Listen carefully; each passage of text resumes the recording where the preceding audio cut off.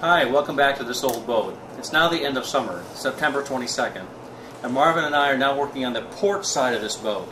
There's been a lot of damage you've seen from earlier film on the lower portion, the chine down here, and what we've done is taken a skill saw and rough cut out the area we're going to replace. Now we've also taken, in this case, a piece of wooden plywood to create a straight edge, to create a nice perfect square to put a new piece of plywood into. Now Marvin and I have had some intellectual discussions about how to engineer this so it works the best. We've decided to take the first foot and replace it.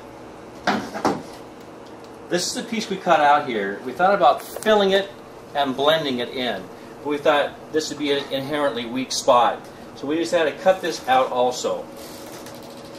Then through the discussion process we decided that this particular step piece that was here wouldn't be as strong putting two seams in. So we decided to use one giant piece of plywood slab square to put in here.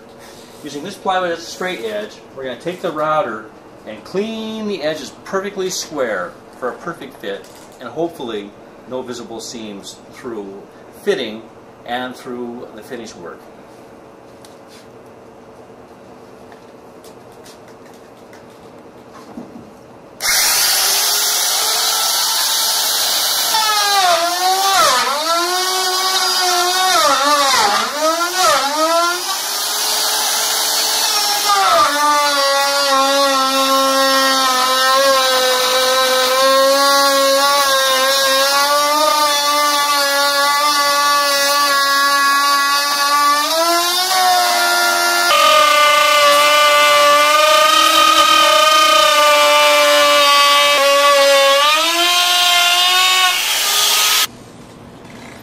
Here we are about to finish the aft edge of the port side opening.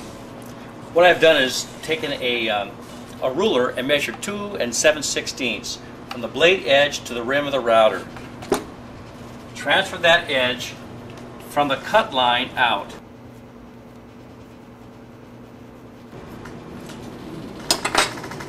Then we'll nail a router guide on the after edge of the cut here. Move the router up and cut it so it's a nice, clean, square, straight edge. Here I am, I'm going to pre-nail the router guide.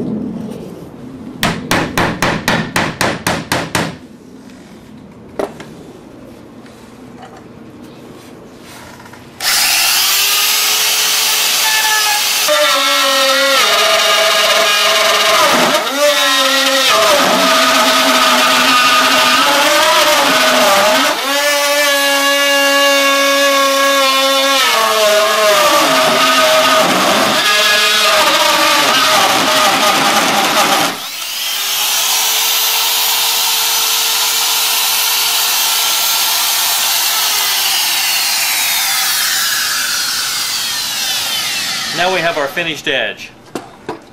We'll pull off the guide.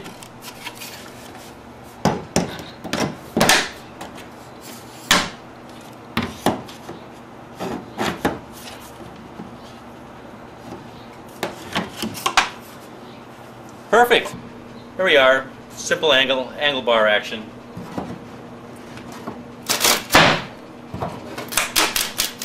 Got some glue holding it. I've already pulled the ring shank nails out of it that were there for original construction. So it's just a matter of working around the glue joint.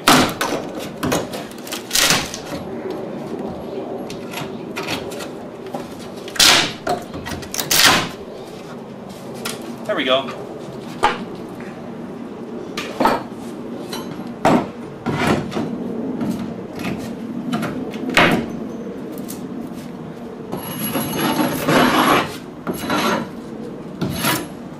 Perfect. A little bit of scraping and ready to cut and fit the finished plywood. Well, Harry, do you think it'll float now? It won't float now. It may not even float next spring, but eventually it will float. How about a root beer float?